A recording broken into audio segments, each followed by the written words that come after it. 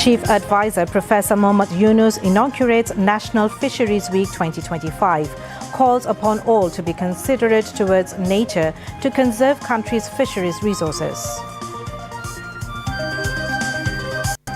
Arrest warrants issued against former IGP Jabir Patwari and 4 others for crimes against humanity in the case of the murder of 7 people staged as a terror drama in Ghazipur in 2016.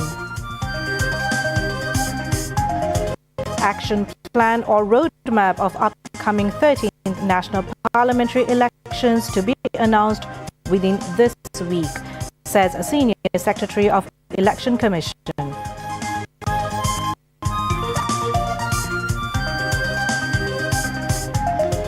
Remittance inflow rises by 25.6% in first 17 days of August. So far, in the current fiscal, total remittances reaches nearly $4 billion. 60 more Palestinians killed in Israeli attacks in Gaza today. Israel intensifies attacks as part of plan to capture Gaza City.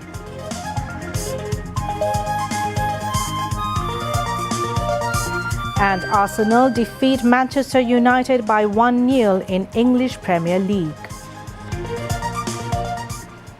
Assalamu alaikum. Welcome to News at 10. I am Roya Zabin. You have just heard the headlines. Now news in details. Chief Advisor Professor Mohammad Yunus has urged all to come forward to protect nature, aiming to conserve the country's fisheries resources. He made the call while inaugurating the National Fisheries Week 2025 at Bangladesh-China Friendship Conference Center in Dhaka today. At the event, Professor Yunus presented the National Fisheries Award 2025 to this year's winners in recognition of their contributions to the fisheries sector. This year's theme is Building Sanctuaries Makes the Country Rich with Local Fish. Speaking as the chief guest, Professor Yunus said fish is a gift of nature and it is a gift of Almighty Allah. He mentioned that people have been indiscriminately destroying the nature, the habitat of fish, and that is why they have to think of being kind to the nature, aiming to conserve fish species. The chief advisor stressed bringing the actual fisheries under coverage of the social safety net programs to protect them from financial hardship.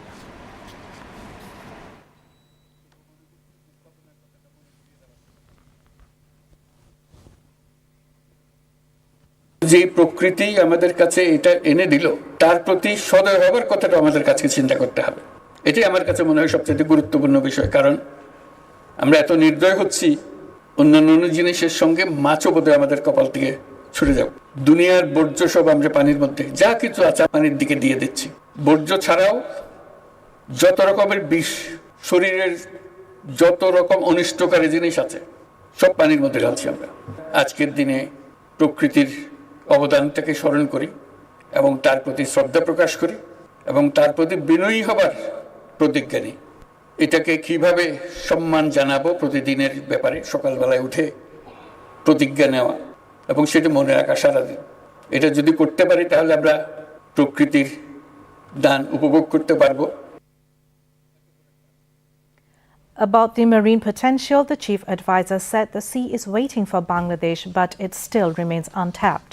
The marine fisheries sector can create a new Bangladesh, he said, underscoring the need for identifying the deep-sea fishing areas to explore marine potential as it can be an industry. অপেক্ষা করছে এই খাতটি আমাদের অর্থনীতির জন্য একটা নতুন বাংলাদেশ সৃষ্টি করতে পারে। আমাদের বঙ্গোপসাগরে সুষ্ঠু জরিপ পরিচালনা করে গভীর সমুদ্রে মাছ ধরার অঞ্চল চিহ্নিত করতে হবে। এটা শুধু বেশি মাছ ধরার বিষয় নয়, এটা একটা ইন্ডাস্ট্রি গড়ে তোলার বিষয়। এটা শুধু আমরা খাবো তা না, পৃথিবীর অন্যান্য মানুষের দেশ আমাদের এই মাছ খাবে। আমাদের সেই সম্পদ আছে, শুধু হাত বাড়িয়ে নেওয়া। এর জন্য আমাদের গবেষণায় সক্রিয়ভাবে যুক্ত হতে হবে, আন্তর্জাতিক সম্মেলনের আয়োজন করতে হবে যাতে বিশ্বমানের বিশেষজ্ঞদের চিন্তা ভাবনা অভিজ্ঞতা আমরা কাজে লাগাতে পারি। আমাদের বিশ্ববিদ্যালয়ে পাঠ্যক্রমেও গভীর সমুদ্রে মাছ ধরার বিষয়টি অন্তর্ভুক্ত করতে হবে।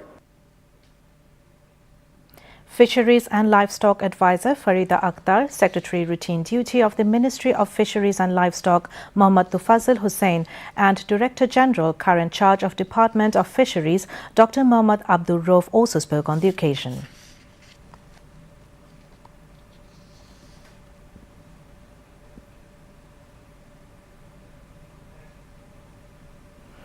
The International Crimes Tribunal 1 today issued arrest warrants against 5 people, including former Inspector General of Police Mohammad Jabed Patwari, over the killing of 7 youths in a staged shootout in Ghazipur in 2016.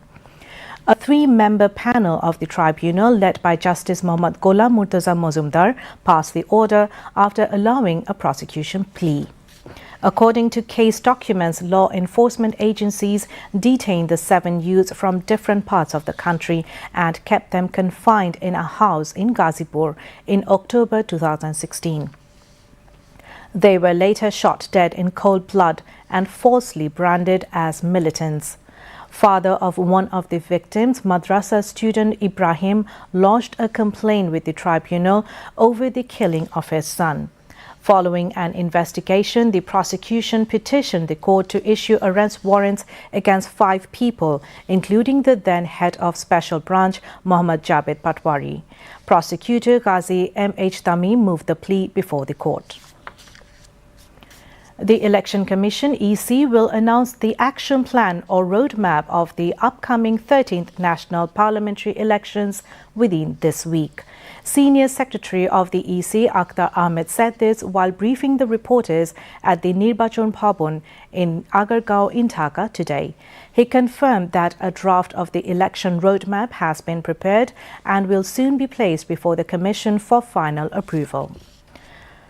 Regarding the number of polling stations, Akhtar Ahmed said that the overall number will remain the same and some adjustments may be made based on necessity.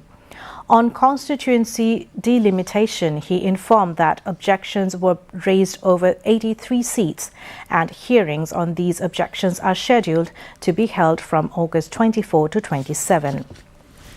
Regarding political party registration, he said 22 parties are undergoing field verification.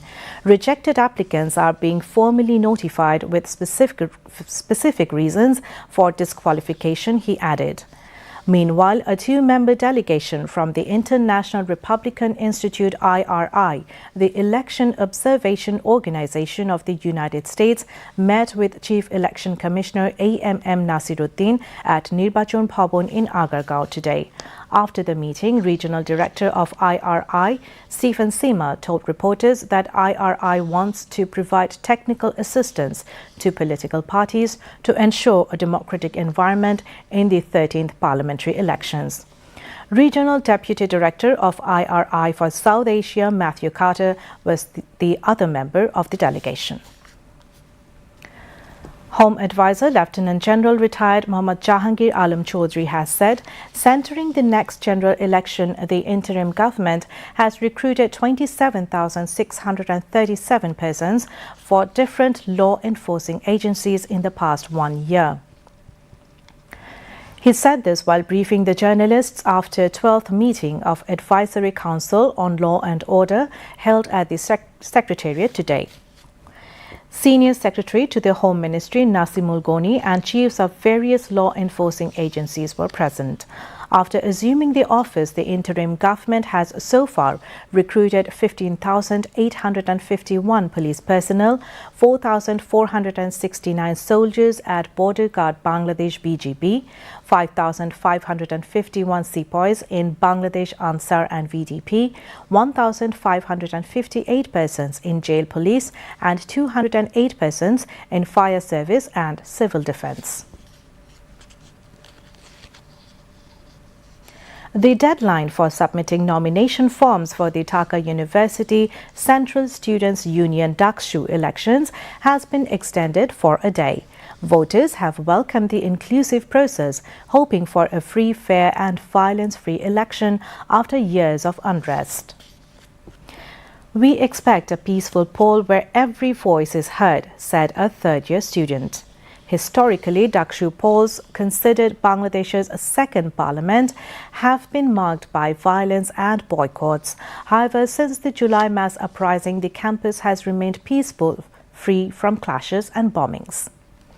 Many believe this election could set a national example.